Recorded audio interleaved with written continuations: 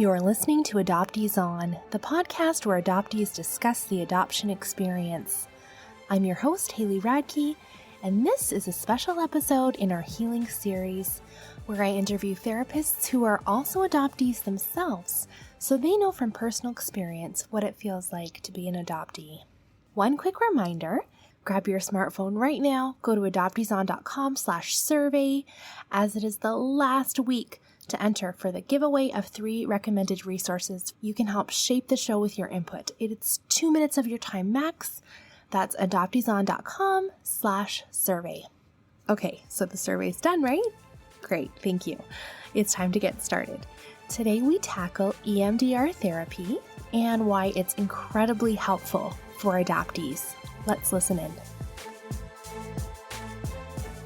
This is Leslie Johnson, a fellow adoptee and licensed therapist who works to help other adoptees connect the dots of their story and live authentically. Welcome, Leslie. Thank you. Thank you very much for having me.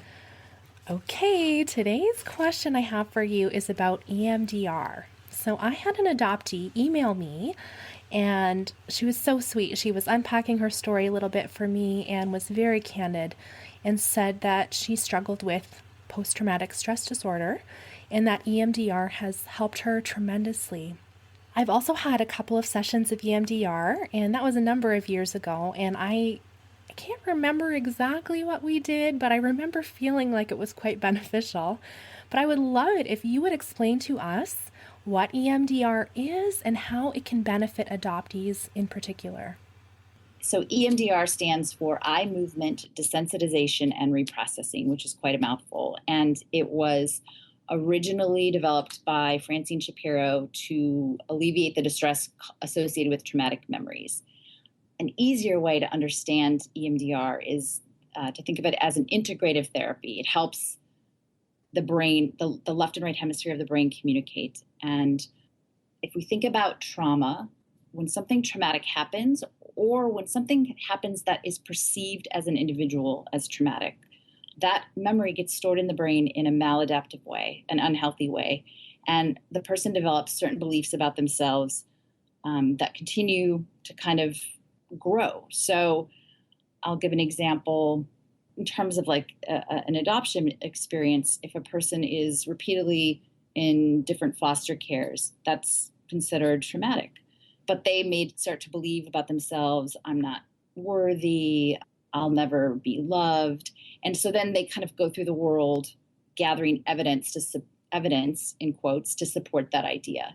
And what EMDR allows a person to do through the method of bilateral stimulation, which is, again, stimulating the left and the right hemispheres of the brain, either using tapping or eye movements or bilateral tones with headphones, is it allows a person to reprocess the memory, and they get stored in the brain in a more adaptive way as actual memories. So a person who's experienced trauma, a lot of the times when they get triggered, they feel like they're being re-traumatized, that the memory is happening in the present. So EMDR allows the memory to be reprocessed, stored back in the brain.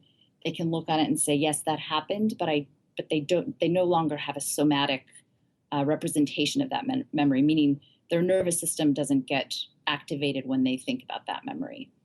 The way that I work with EMDR with clients who are adopted, and why I think EMDR is so useful and so phenomenal, is that you can work with memories that are implicit. So if a child or a baby is separated from their first mother at birth, they don't have an explicit way to describe what happened because the language receptors of the brain aren't even developed. So that memory is only encoded in their nervous system. But our bodies remember everything. Bessel van der Kolk has a great book, he's a trauma therapist, and talking about that, how our bodies and nervous systems store everything. So EMDR can work with just body sensations and beliefs around maybe what that body sensation means. So I often, adoptees come in and they talk about, they don't feel grounded. They don't feel lovable. They feel lost. And we're not able to track that back to a specific memory that they can describe, but we just work with the body sensations and the belief I'm lost or I'm grounded or I can't be, I'm ungrounded, or I'm not lovable. It's incredible.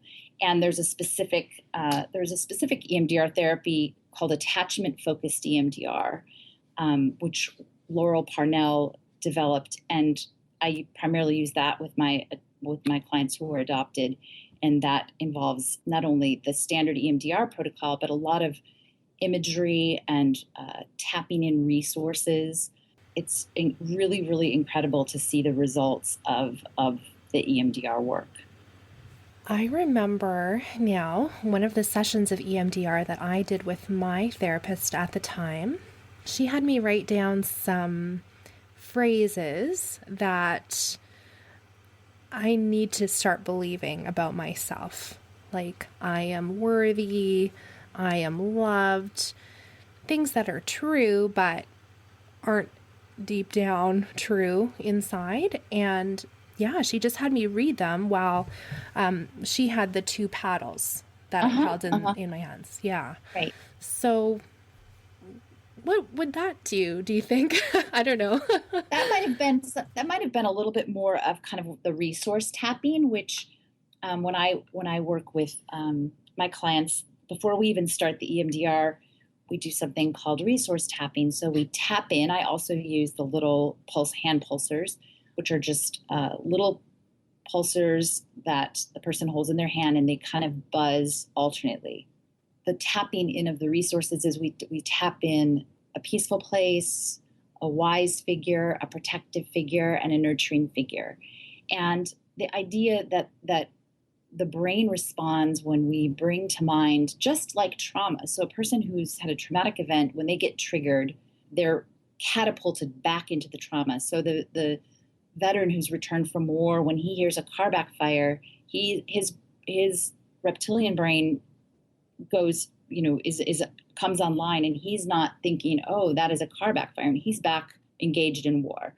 So kind of the tapping in of resources is a little bit kind of using that idea, but tapping in positive resources. So bringing to mind a peaceful place or a peaceful state. So the person imagines themselves in a place where they feel safe and peaceful. And we bring in as much sensory input as possible. What does it sound like there? What's the air temperature like? What does it look like? What are the sounds you hear?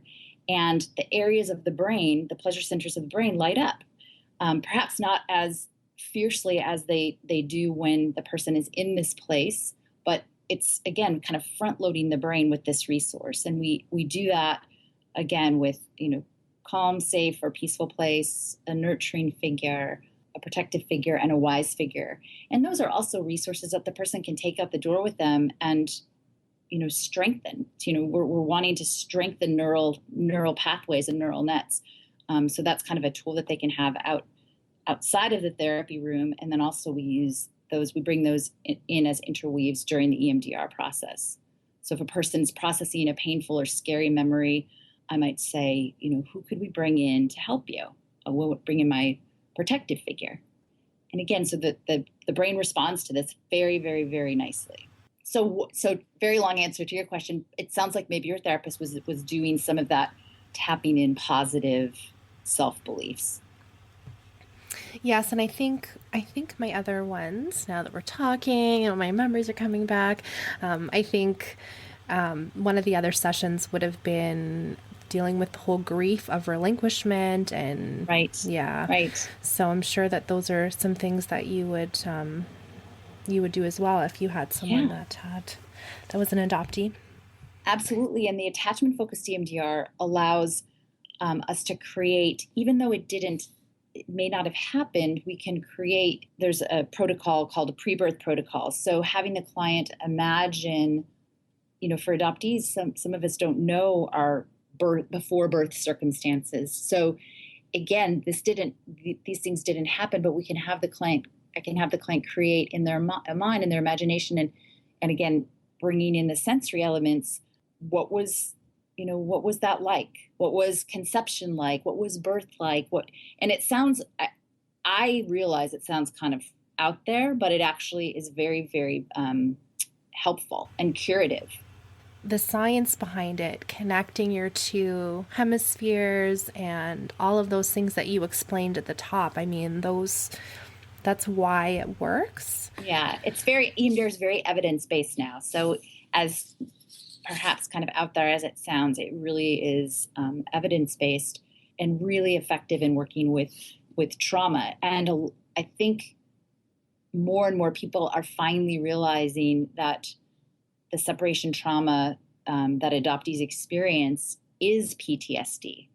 It is PTSD. It is trauma, and that a baby does remember. So people, oh, but you were just a few weeks old when babies don't remember, and we now know through all of brain science, we know babies do remember, and their nervous systems remember, their bodies remember. Thank you. That is a wonderful explanation, and I think I get it. Tell us, where can we find therapists that do EMDR? I would recommend that if a person was looking to find an EMDR therapist, that they go to the EMDR International Association website, which is emdria.org.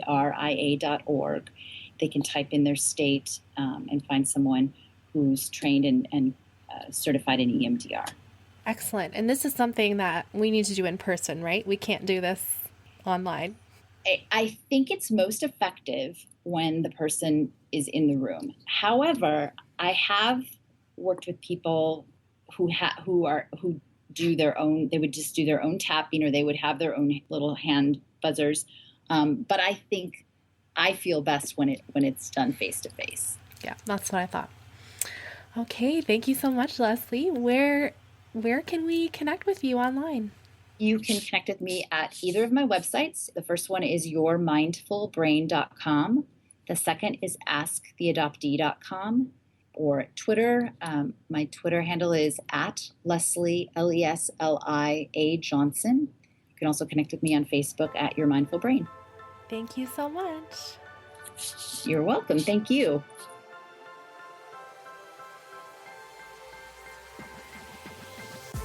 I just love Leslie. She is so amazing. She actually also did the Surviving the Holidays episode with me a few months ago, and I recommend going back and listening to that one if you have any big events coming up where you might be around some people who aren't particularly sensitive to adoptees or adoption issues. She gives some very helpful tips, and I'm still using some of those strategies daily. She also just wrote an article about EMDR and adoption trauma, and that's on goodtherapy.org, and I'll also link to that in the show notes on adopteeson.com. If you're a part of our secret Facebook group, come and let me know if you've had EMDR or have considered it. I'm going to share what I remember about all of my EMDR sessions, and even what my current psychologist has showed me about EMDR with my 4-year-old son. What's the secret Facebook group? It's for partners of the show. A big thank you to all of you generous patrons. Thank you so, so much. It's a secret group, so no one but myself and the other members will see that you're a part of it. And our current members include many of the guests we've had share their stories with us. It's small, intimate, so your voice won't get lost in hundreds of comments. Adopteeson.com/partner has all the details. And if you have any questions about it, just send me a note on adopteeson.com. Please don't forget to do that survey for me if you didn't do it right away at the top of the show. It's adopteeson.com/survey. That'll help me get to know you a little bit better, and then you can enter to win 3 of our recommended resources. Those are You Don't Look Adopted by Anne Heffron, Bastards by Mariana King, and A Series of Extreme Decisions, An Adoptee Story by Liz Story. And this is your last week to enter, and I'm going to be drawing that winner shortly. Make sure you're subscribed in iTunes, Google Play, or wherever you listen to podcasts. We are even on YouTube now. And lastly, before we say goodbye, would you tell just one fellow adoptee about Adoptees On? We are really building momentum with this show, but please don't assume your circle knows about it. Maybe you'll be the first one to get to tell your adoptee friends about the impact Adoptees On has made in your life and can make in theirs. That would be so amazing. Thanks for listening. Let's talk again next Friday.